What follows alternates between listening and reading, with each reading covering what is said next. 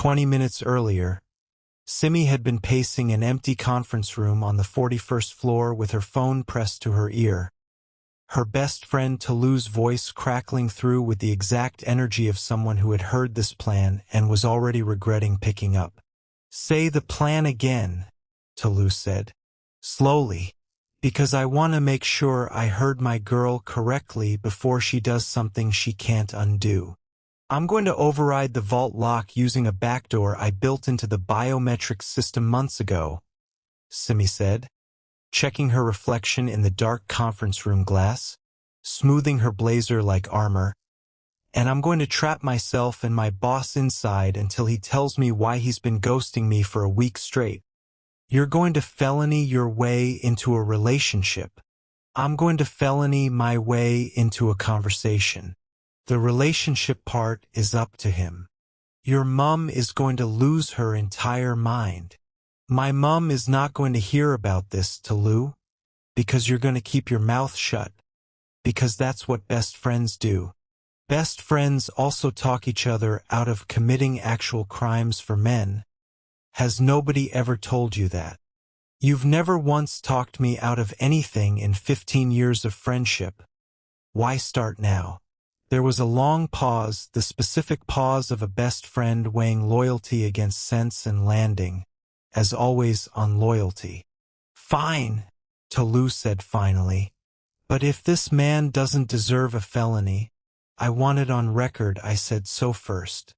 "He deserves it," Simi said, and she was surprised by how steady her own voice sounded saying it out loud for the first time.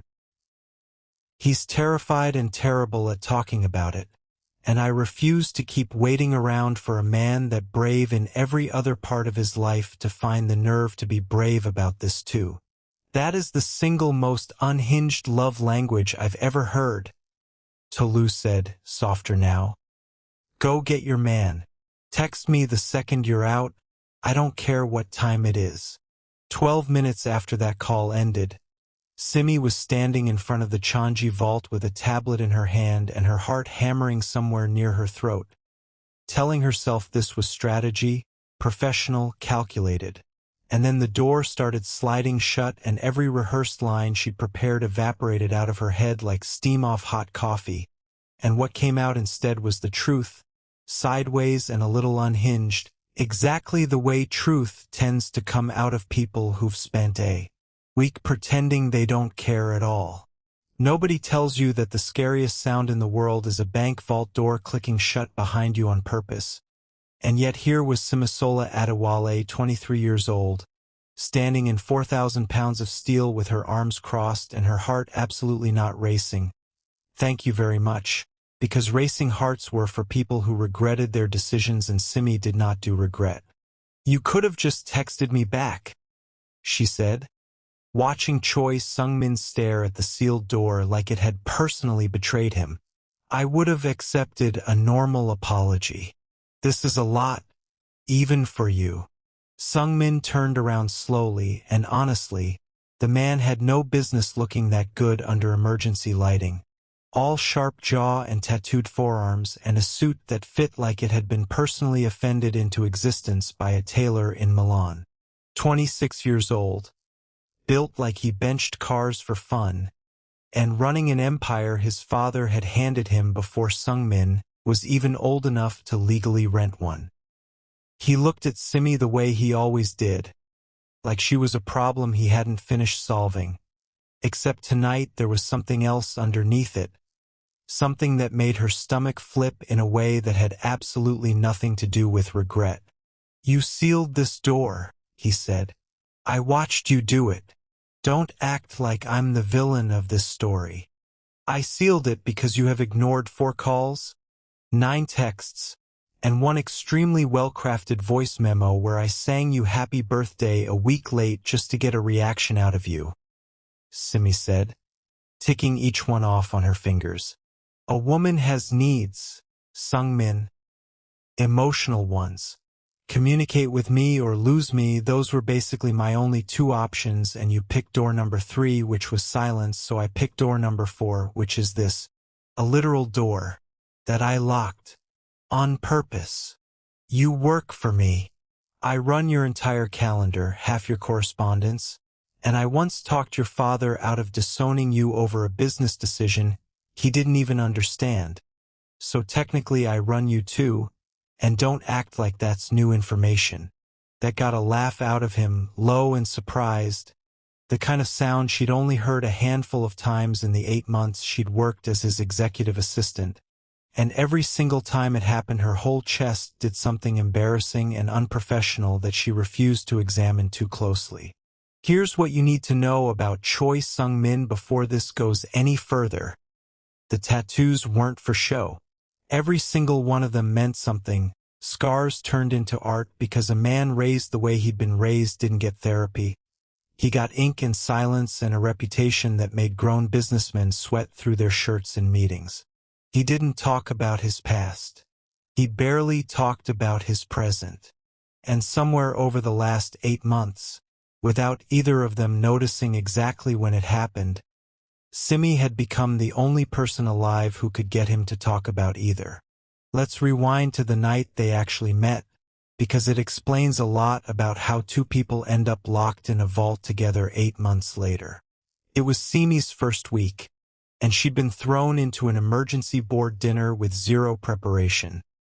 Seated 3 chairs down from a man, the whole table treated like he might combust if someone said the wrong number out loud. Everyone at that table had spent the whole meal agreeing with him before he'd even finished his sentences, nodding along like bobbleheads, and Simi, 23 days into the job and running on nothing but caffeine and stubbornness, had watched him propose a shipping route that made absolutely no financial sense and said so, out loud in front of everyone, math and all. The table had gone dead silent. Somebody's wine glass had actually stopped halfway to their mouth. And Seung-min had looked at her for a long, unreadable moment before he'd said, flatly, "She's right," and rerouted the entire proposal on the spot. Right there at the table, based on numbers a 23-year-old assistant had just corrected in front of his entire board. "You could have fired me for that," Simi had told him afterward, cornering him by the elevators, equal parts terrified and thrilled with herself. "I could have," Seung-min had agreed. "I don't fire the only person in a room who tells me the truth instead of what they think I want to hear. That's a good way to end up surrounded by people who let you walk into disasters because nobody had the nerve to speak up." "Careful," she'd said. "Keep talking like that and I might start thinking you're a decent boss." "Don't get used to it," he'd said, though there had been the faintest hint of a smile at the corner of his mouth, one she wouldn't fully understand the weight of until months later. "I have a reputation to protect." That was the night, if either of them had been honest with themselves, that everything had already started tilting sideways. Neither said anything about it for another 7.5 months. Some people are stubborn like that. Some people build vaults instead of having conversations. You need a little context on Simi too, because she didn't stumble into a job like this by accident. Her family had left Lagos when she was 8, landed in a small flat in southeast London with 3 suitcases and her mother's quiet determination that her daughters were going to run rooms like this one someday instead of just tidying them for other people. Simi had spent every year since proving that determination right. Top of every class, a scholarship that made her mother cry actual tears in a university admissions hallway, a graduate placement at a firm that chewed up ambitious immigrant kids twice her age and spat most of them back out within a year. She hadn't gotten spat out. She'd gotten headhunted twice before she turned 23. She hadn't taken this job for the money.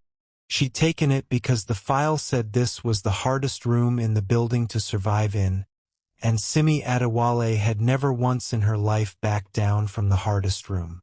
Which is exactly why, for months into the job, she'd been the only person to notice a shipping manifest that didn't add up by exactly the kind of small, near-invisible margin only a mind like hers would catch. She'd sat on that discrepancy for weeks before she even mentioned it to Seung-min.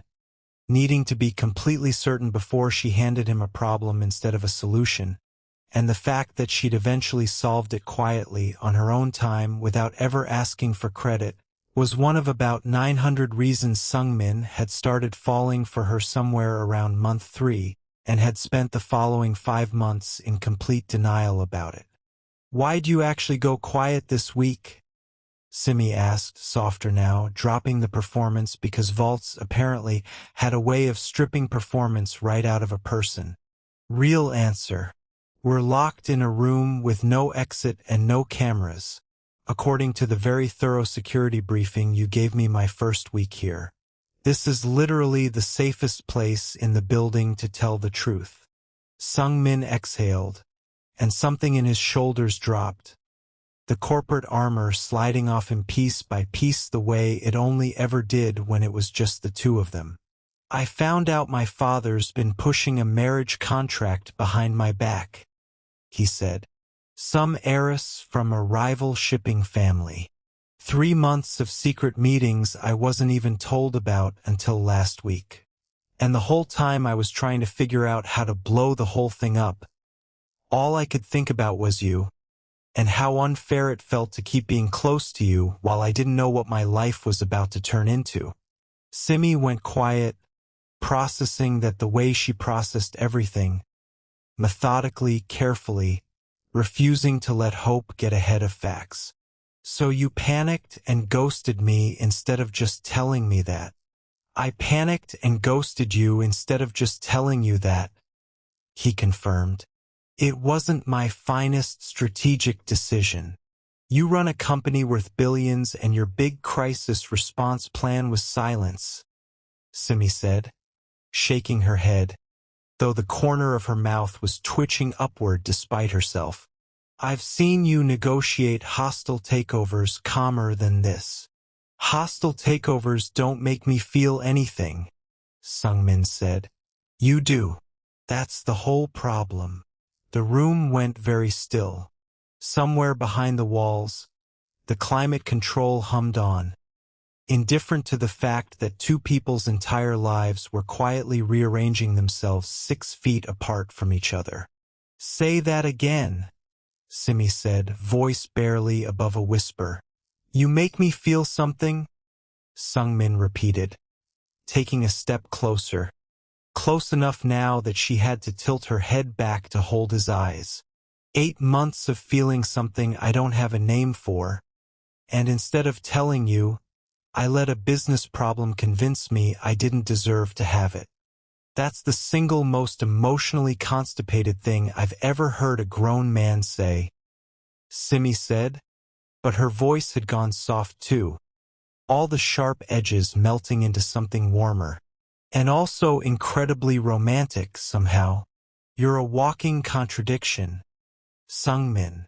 You're the only person who's ever called it romantic instead of concerning. I contain multitudes." He laughed again, and this time when he reached for her hand she let him take it, let her fingers curl into his like they'd been waiting 8 months for permission. "So what happens to the marriage contract?" Simi asked, because even mid-emotional breakthrough, some part of her brain was still running risk assessment, still needed the logistics locked down before she let herself fully lean into whatever this was. "I already told my father no," Seung-min said. "Yesterday. Told him I'd rather lose the shipping merger than lose the only person who's ever made this whole empire feel like something worth showing up for instead of something I inherited by accident. You said no before you locked me in a vault to tell me any of this. I said no 3 days ago and then spent 3 days being too much of a coward to actually follow through and tell you why, which, in hindsight, is exactly the kind of thing that makes a woman lock you in a room until you finally spit it out." Simi laughed, bright and real, and something in her chest that had been braced tight for 8 months finally let go completely. "Okay," she said. "For the record, I like this version of honesty. Keep doing this version." "I intend to," Seung-min said, and then quieter. "Can I kiss you now?" Or do you need me to fill out a form first, since apparently we're doing everything by the book tonight? One form, Simi said, grinning up at him. Just one. It's very short. What's on it? Just say you're not going anywhere. That's the whole form. I'm not going anywhere, Seung-min said, and he meant it with every tattoo on his body, every scar underneath the ink, every quiet piece of himself he'd never once handed to another person before her. Not tonight, not after tonight, not ever, if you'll let me. That's a big promise for a man who's only just figured out how to use his words. I'm a fast learner. She pulled him down by his collar and kissed him first, actually, because 8 months of watching him hold the whole world together with his bare hands had taught her that sometimes the strongest man in the room just needed someone else to make the first move, and the second their mouths met it was like something 8 months in the making finally exhaled all at once. It wasn't careful. It wasn't polished corporate composure. It was two people who'd spent almost a year circling each other finally colliding. His hands sliding into her hair, hers fisting in his jacket, both of them smiling into it because it was ridiculous and perfect and exactly 6 years overdue by Simi's count, though she'd been rounding up on purpose since month 2.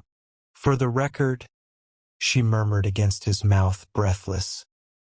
This changes nothing about the fact that I'm still furious about the 4 unanswered calls. Duly noted, Seung-min murmured back. I'll spend the rest of my life making up for it. That's a very long sentence for 4 missed calls. I plan on making a lot of mistakes for you to forgive me for. Might as well start the sentence now. That was, of course, exactly when the vault's comm panel crackled to life, and a voice that belonged to Seung-min's head of security, a man named Johan who had clearly been standing outside that door far too long, came through at a volume suggesting genuine panic. Boss, I have full lockdown on the vault and no override logged. And I need to know right now if I'm breaching a kidnapping or interrupting something I did not sign up to witness. Simi buried her laughing face against Seung-min's chest, shoulders shaking, and he sighed the sigh of a man who had clearly dealt with this exact brand of chaos before. Stand down, Johan. Everything's fine. Simi locked us in. A long pause. She locked you in. The vault only your biometrics can open. She spoofed it. She spoofed the vault that cost me my entire security budget last year. That's the one. Another pause, longer this time, and then Johan's voice came back with the exact tone of a man doing the math on his own career choices. Boss, respectfully, I think you should marry her. Johan, I'm just saying. She beat the unspoofable lock. With a laptop. This is the most impressive thing that has ever happened in this building, and I include the time you closed the Busan deal in one meeting. Turn the comm off, Johan. Turning it off. Congratulations, by the way. Genuinely. The comm clicked dead, and Seung-min dropped his forehead against Simi's, both of them shaking with laughter. All the tension of the last week finally breaking loose into something lighter and easier. Your head of security just proposed on my behalf, he said. He's been rooting for us since month 3, Simi said. He told me. He also told me your coffee order changes when you're stressed, which is how I knew something was wrong this week before you even said a word. That's deeply invasive. That's called paying attention. You should try it sometime. Oh wait, you finally did. That's literally why we're here. They stayed like that a moment longer, foreheads together, laughing quietly in a room built to survive a war. And then Simi pulled back and glanced at the tablet she'd used to override the lock, still glowing faintly on a shelf beside a stack of ledgers. So, she said, should I be worried I just demonstrated I can crack your most secure room whenever I feel like it? Seung-min considered this with entirely too much seriousness for the question. Terrified, he said. I'm making you head of security by Friday. That's a demotion from keeping you alive and functional, which is currently my full-time job. Then do both.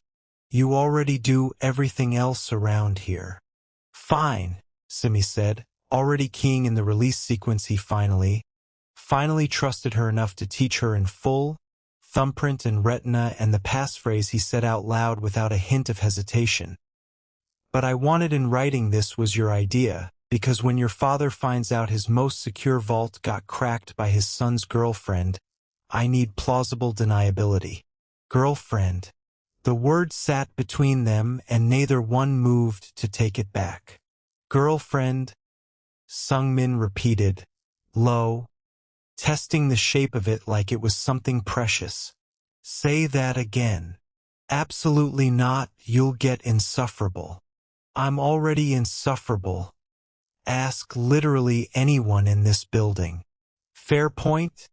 Simi laughed, and the vault door groaned open behind them, revealing Johan and 3 security guards all staring very determinedly at the ceiling, the floor, anywhere but at the 2 of them walking out hand in hand like the last 8 months hadn't just quietly rearranged themselves into something neither of them planned on letting go of. Cancel my night, Seung-min told Johan without breaking stride. All of it. Anything that isn't an actual emergency waits until tomorrow. Define emergency, Johan said, already reaching for his phone. Fighting a smile he wasn't bothering very hard to hide. If my father calls, I'll take it. Everything else can wait. The private elevator swallowed them both, steel and glass this time instead of steel and dread, and Simi leaned into his side as the city lights climbed past the windows. Your father's going to hear about tonight before sunrise, she said. Somebody in that building is already texting somebody. Let them, Seung-min said, and for once, that didn't seem to bother him at all. I spent my whole life managing what everyone else thought about me. Tonight, I'd just like to be a man whose girlfriend committed several felonies to hear him say he loves her. Nobody said love. You didn't have to. You locked yourself in a room with no exit until I told you the truth. I looked it up once, that's a love language. Quality time, apparently, with a mandatory honesty clause and zero possibility of either of us running. That's oddly specific research for a man who claims he doesn't do feelings. I do the research. I just don't say the results out loud until someone locks me in a room. There's one more thing you should probably know, Seung-min said as the elevator kept climbing, and something careful crept into his voice, the kind of careful that made Simi's stomach tighten in anticipation. The heiress my father lined up. Her name's Hannah Yoon. We've had exactly 6 dinners together over 3 months. All painfully scripted. All clearly designed to end in an engagement announcement timed for the shareholder meeting next quarter. I never touched the contract. Never signed a single page. But I also never officially said no until yesterday, because saying no meant starting a war with my father I wasn't sure I was ready to fight. And now you're ready. Now I'd rather fight that war than spend one more day pretending I don't already know exactly who I want standing next to me instead, Seung-min said. I burned the draft contract on the rooftop terrace 3 nights ago. Used my father's own lighter. Felt genuinely incredible. For the record, 10 out of 10. Would recommend burning a bad decision under the stars. Your father gave you that lighter for your 18th birthday. He did. I have complicated feelings about symbolism, apparently. Simi laughed, but underneath it something warm and fierce settled into her chest, because she understood exactly what it cost a man like him to burn 3 months of careful planning for a woman he hadn't even officially asked out yet. You could have told me all this a week ago instead of going silent and making me commit several felonies to hear it. I could have, Seung-min admitted. In my defense, nothing about the last 7 days has been my finest strategic thinking. Noted for your performance review. You don't do my performance review. I could start. Right before the elevator doors opened, Simi remembered her promise and fired off a quick text to Tolu. One-handed, Seung-min's arms still around her waist. Alive. Not a felony conviction in sight. Will explain everything tomorrow. Love you. Bye. The reply came back before the doors had even finished opening. A single row of exclamation points and then, a beat later, tell me everything or I'm showing up at your office, followed immediately by, also if he hurts you I know people, which, coming from Tolu, who worked in corporate compliance and knew absolutely nobody dangerous, was somehow still deeply reassuring. Everything okay? Seung-min asked, glancing at her phone. My best friend is threatening you with people she does not actually know, Simi said, pocketing the phone, grinning. Take it as a compliment. It means she cares. I'll take it under advisement. The elevator opened straight into the penthouse. All warm wood and floor-to-ceiling glass. The whole glittering skyline spread out beneath them like it had been arranged specifically for this exact moment. Simi kicked off her heels the second the doors opened, groaning in relief, and Seung-min laughed and shrugged out of his jacket, tossing it somewhere without his usual careful precision. Wine, he said, already moving toward the kitchen. Or full tattoo interrogation first. Fair warning. Some of these stories are genuinely embarrassing.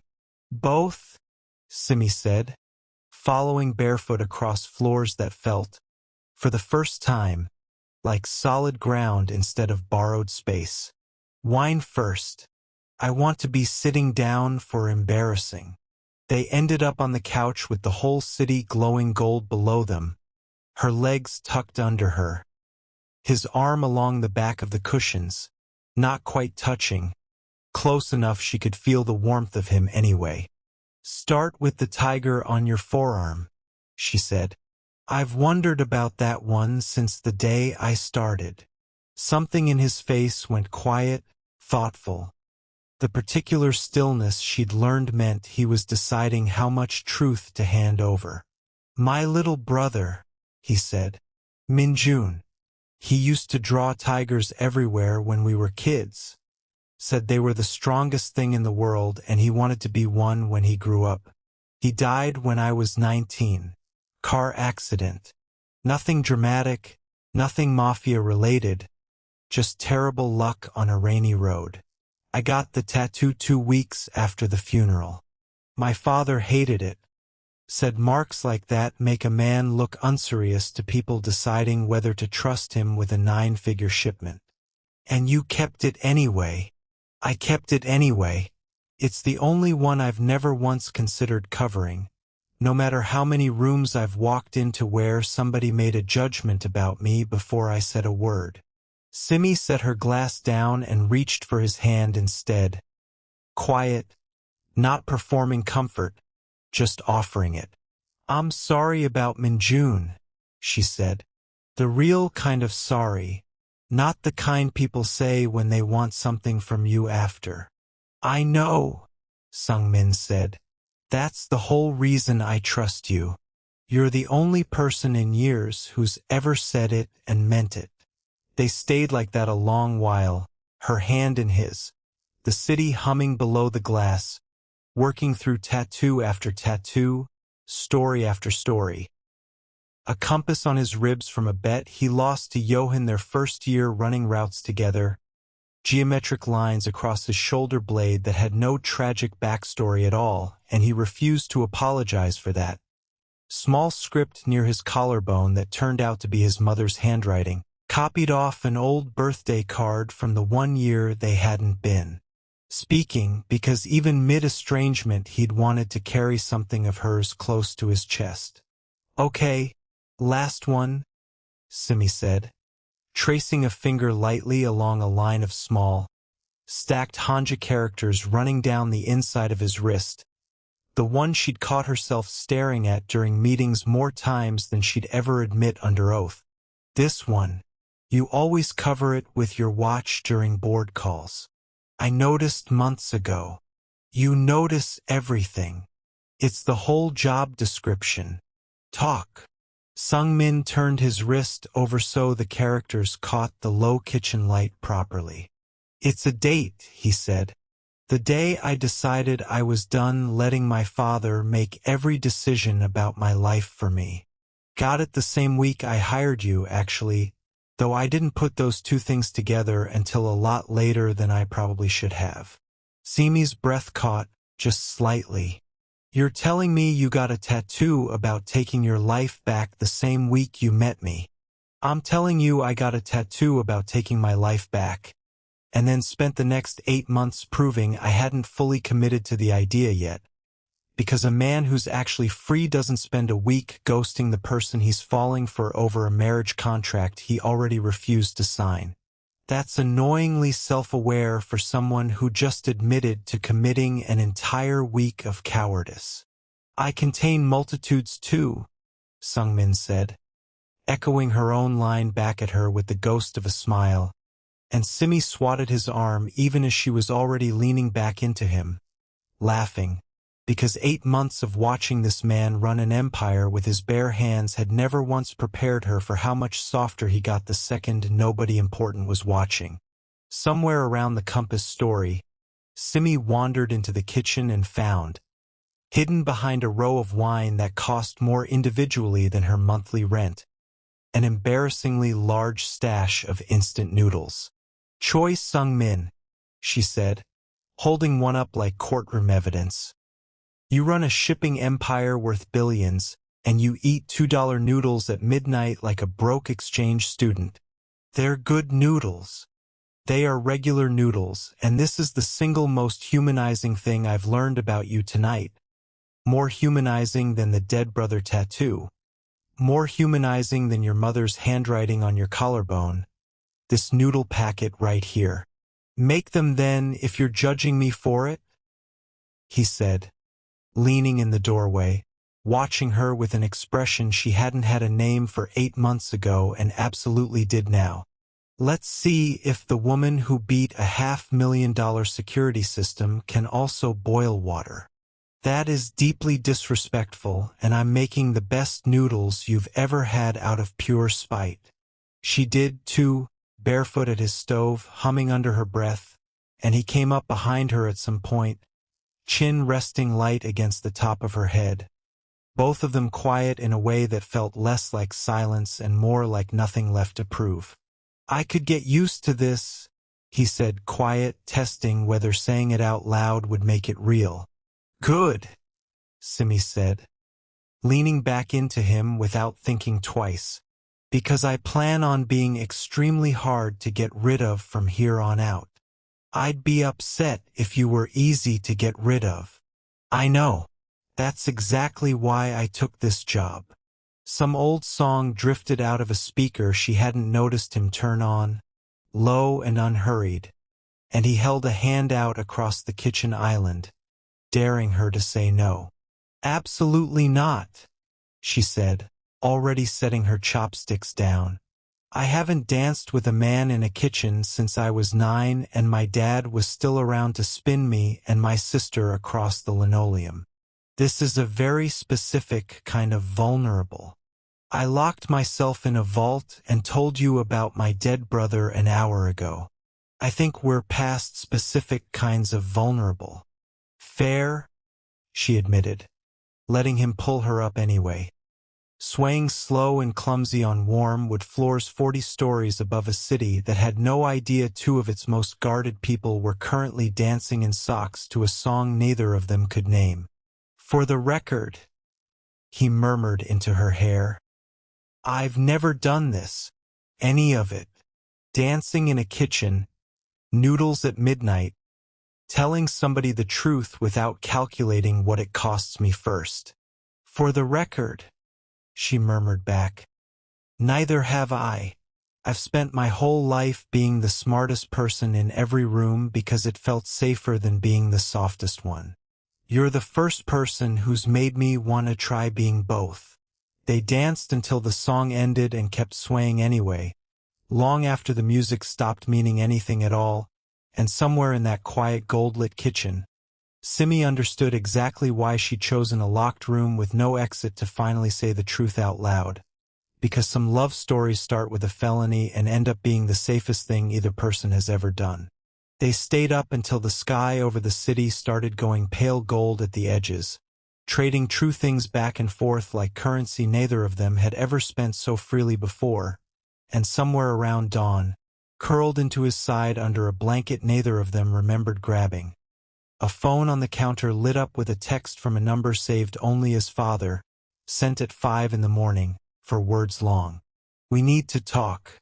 3 floors below, in an apartment with a view considerably less impressive than the penthouse, Hannah Yoon had not slept either. She'd spent the night staring at a dress she'd already had altered for an engagement dinner that was never going to happen now.